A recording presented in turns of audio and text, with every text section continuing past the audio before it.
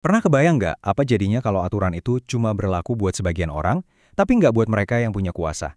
Nah, hari ini kita bakal ngebahas analisis tajam dari Jeffrey Goldberg soal krisis akuntabilitas yang katanya nih lagi melanda politik Amerika.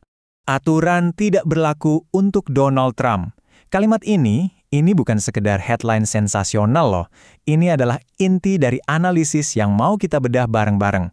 Menurut Goldberg, ini bukan hiperbola, bukan dilebih-lebihkan, tapi sebuah fakta yang katanya sudah terbukti berkali-kali di panggung politik Amerika.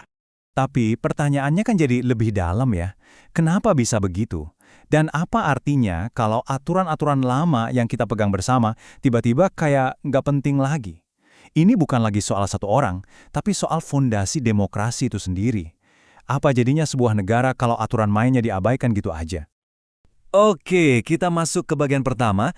Coba kita lihat gimana konsep yang disebut gravitasi politik, di mana setiap tindakan pasti ada konsekuensinya. Kayaknya kok mandek, berhenti total kalau sudah menyangkut figur-figur tertentu.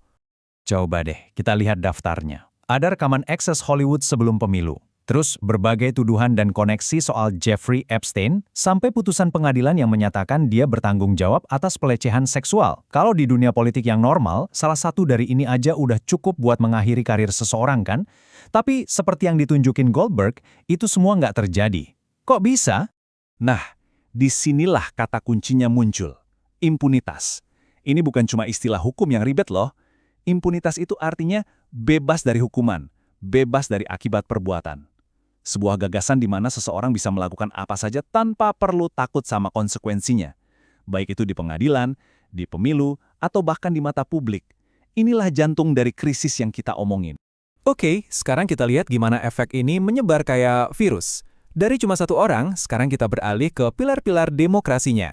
Karena ya gitu, kalau impunitas sudah mulai mengakar, institusi-institusi penting pun bisa ikutan goyah. Kita mulai dari Departemen Kehakiman. Dulu, sejak skandal Watergate, ada satu pelajaran yang penting banget. Lembaga ini harus apolitis, harus independen. Nggak boleh ada intervensi politik dari Gedung Putih. Itu aturannya, itu standar emasnya. Tapi coba bayangin, Goldberg cerita satu momen yang bikin dia kaget.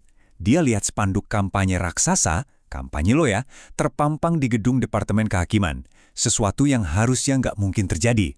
Buat dia, itu sinyal yang jelas banget kalau batas antara hukum dan politik udah mulai kabur, terkikis secara bahaya. Dan pengikisan ini nggak berhenti di situ aja. Kita pindah ke ritual lain yang harusnya sakral banget dalam politik Amerika, pidato kenegaraan. Menurut konstitusi, ini tuh momen yang serius. Presiden ngasih laporan kondisi negara ke Kongres. Tapi apa yang terjadi sama ritual ini sekarang? Menurut Goldberg, ini udah berubah jadi sirkus manipulasi. Dia bahkan sampai ngebandinginnya dengan masa-masa kemuduran Romawi. Ini bukan lagi soal laporan ke negara, tapi lebih kayak teater politik yang justru merusak tujuan utamanya. Pertanyaannya lagi, kok bisa semua ini diterima publik? Jawabannya, ternyata ada di cara realitas itu sendiri dijual. Yuk kita bedah gaya komunikasinya. Nah, Goldberg ini membandingkan dua gaya komunikasi yang beda banget.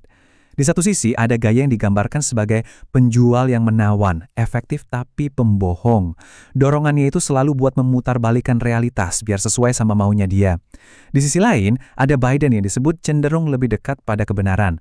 Komunikasinya lebih tradisional. Jadi, ini duel antara gaya komunikasi yang tujuannya bukan nyampain fakta, tapi ngebentuk realitas. Kutipan ini, wah, ini nangkep semuanya. Waktu pandemi, Goldberg cerita ada usulan buat berhenti ngetes COVID-19. Logikanya sederhana tapi mengerikan. Jika Anda tidak tahu datanya, maka itu tidak nyata. Kebayang nggak? Ini bukan lagi soal gimana cara ngatasin masalah, tapi gimana caranya ngilangin masalah itu dari pandangan kita semua. Harusnya kan ada sistem pengaman buat mencegah ini semua terjadi. Sistem yang namanya checks and balances. Tapi apa jadinya kalau pagar pengaman itu sendiri yang mulai roboh? Menurut analisis Goldberg, pilar-pilar pengawas ini satu persatu tundang. Kongres, katanya, udah mengabaikan tanggung jawabnya buat ngawasin pemerintah. Pers, yang harusnya jadi anjing penjaga, digambarkan jadi lemah. Institusi besar kayak The Washington Post dibilang berlayar ke arah yang salah. Dan media-media legendaris lainnya sekarang kayak kapal hantu. Cuma merek doang, tanpa isi jurnalistik. Tapi, di tengah semua ini, Goldberg nunjuk satu benteng yang katanya masih berdiri kokoh. Apa itu? Lembaga yudikatif, alias pengadilan. Dan ini bagian yang agak ironis. Saat seorang hakim agung kayak Neil Gorsuch cuma mengulangi prinsip dasar konstitusi soal pemisahan kekuasaan, dia langsung dianggap pahlawan. Goldberg melihat ini sebagai tanda betapa standarnya udah turun banget. Sampai-sampai melakukan hal yang paling dasar aja sekarang dianggap sebagai tindakan yang luar biasa berani. Nah, kita sampai di puncaknya. Jadi, apa harga yang harus dibayar buat semua ini? Apa konsekuensi paling akhirnya dari budaya impunitas ini buat demokrasi? Ini dia intisari strateginya, yang sering dikaitkan dengan orang-orang seperti Steve Bannon. Tujuannya itu bukan buat meyakinkan orang kalau omonganmu itu benar. Bukan. Tujuannya adalah meyakinkan mereka bahwa tidak ada yang benar. Kalau semua hal bisa diragukan, kalau nggak ada lagi yang bisa dipercaya, ya udah, semua narasi jadi punya nilai yang sama kan? Dan strategi ini ada tujuan akhirnya yang sangat nyata. Semacam resep menuju krisis. Langkah pertama, ciptakan keraguan besar-besaran soal hasil pemilu. Langkah kedua, banjiri pengadilan dengan gugatan hukum sampai sistemnya macet total. Hasil akhirnya, sebuah krisis konstitusional di mana nggak ada yang tahu lagi siapa sebetulnya pemenangnya. Sebagai penutup, Goldberg ngasih satu metafora yang pas banget. Dan ini benaran terjadi. Waktu dia nulis analisisnya, sebagian Gedung Putih, yaitu sayap timur, itu lagi dihancurkan buat renovasi. Buat dia, pemandangan itu jadi simbol yang sempurna. Simbol dari apa yang sedang terjadi pada institusi-institusi demokrasi Amerika secara keseluruhan. Sebuah proses penghancuran dari dalam.